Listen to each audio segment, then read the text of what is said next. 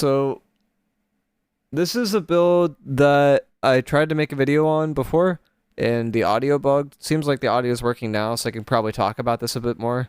This is Flail VG. So Flail is historically not a really commonly used weapon, but it just got a giga buff with its new artifact, the Power Stone. So what this Power Stone does is if your health is above 90%, your attacks cause 20% weaken for 5 seconds and has a 5-second cooldown on each target. Typically, cooldowns in your world, so if it says a 5-second cooldown, that 5-second cooldown would be on the player that's applying the debuff, not on the player that's receiving the debuff. In this case, it's on the player receiving the debuff, which makes Power Stone like instantly a lot better because you could just have a lot more. Basically, you can apply this to as many people as you possibly can hit, and a way to hit a lot of people is with Void Gauntlet. So the strategy here is Void Gauntlet with the magnetic gauntlets out is basically able to go somewhat infinite. And if you're going somewhat infinite, you're going to be stripping debuffs because you're applying diminishing orb, and you will be applying this weaken to everybody. So everyone that's getting hit by you will be taking more damage and will be doing less damage. And on top of that, you will be healing because you're running Blood Drinker. And Blood Drinker has kind of a weird aspect to it that I kind of need to talk about.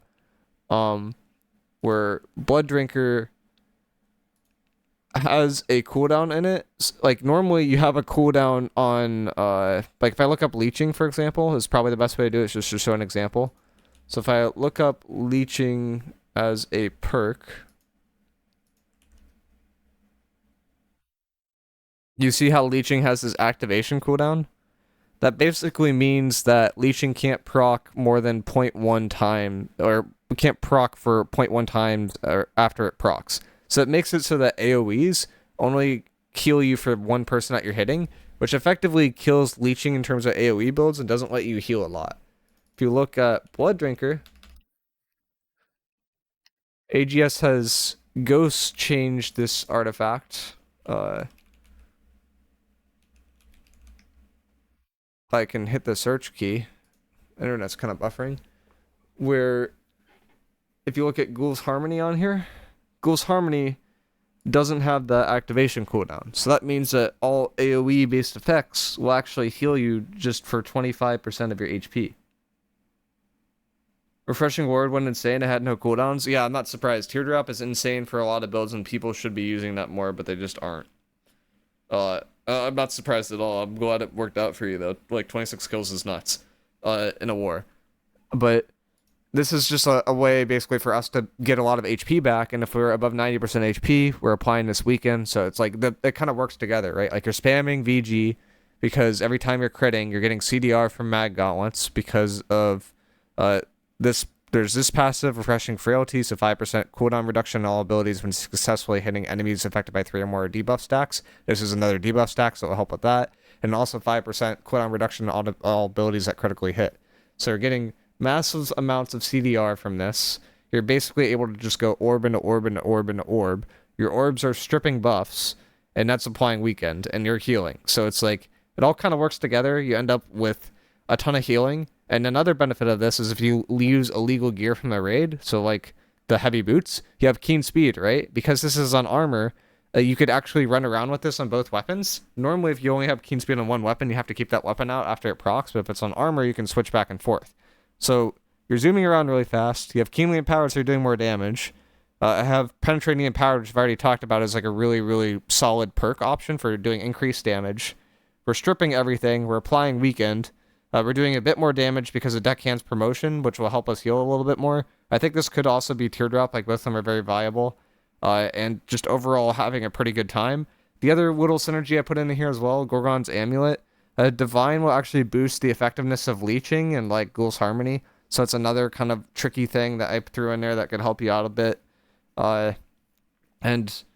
Overall, the build is just built off of like tanky stuff. I do have Hasted Vigor in here as well. Hasted Vigor is another way to get haste. So this is just zooming around at Mach 10, healing forever, applying a shit ton of debuffs, and I think this is a good enough class to be viable in like a war setting. There is one more gambit that I put into this build as if I didn't cook enough. I run 350 focus because they nerfed con. What 350 focus lets you do is every time I use my heart rune, it reduces my active cooldowns by like 20% or something like that. So I could basically just spam heart runes on top of all of this because I'm charging heart rune really fast because I'm putting a ton of dots out with Flail and with VG that are constantly ticking, and each time they tick, they give me a ton of ult charge. So it's just a build that works together. And you saw that clip earlier where our guy went infinite as a tank, and I think that's like gonna be like a more common thing than you would think. Like, it's just really, really easy to do really funny things with a build like this. I think this is mostly viable in OPR and then in large scale. So like medium to large scale, I think influence races, OPR, and in war. I don't think this kind of build is as good in small scale because you won't be able to go infinite as often, but like you could try to force it in small scale if you really wanted to. So this is kind of a fun build that I cooked up a bit. Get a VG with play crits, remove penetrating empowered. So the weird thing is you can't get a VG with play crits with this current patch that you can put orb on, so you have to use this VG with penetrating the empowered. You can get one with Scream, but I think Scream on weapon is significantly worse than Orb. Orb is 75% on weapon. I think if I put it on armor, it's 37, so it's like half value, right? If you look at Scream on weapon versus armor, on weapon, Scream is like 43%.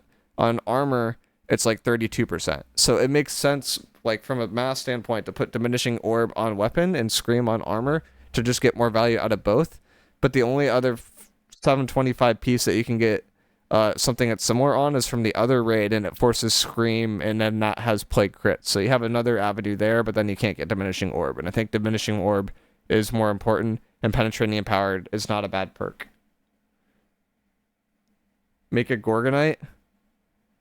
I mean, you can make a Gorgonite, but that's like a very, very expensive craft that I don't think people typically want to do. Just 3-perk craft it? I mean, yeah, you could. I also don't think Plague Crits is as good as people think, though. Because Plague Crits has an inherent problem with it, where if you look at it, like all VG players tend to force Plague Crits, right? Kind of makes sense. Every time you crit, you're applying disease. VG crits a lot, so you're applying a ton of disease. The problem with Plague Crits is it has an activation cooldown of 0.5 seconds, meaning that every time you crit, you can only affect one player at a time, basically.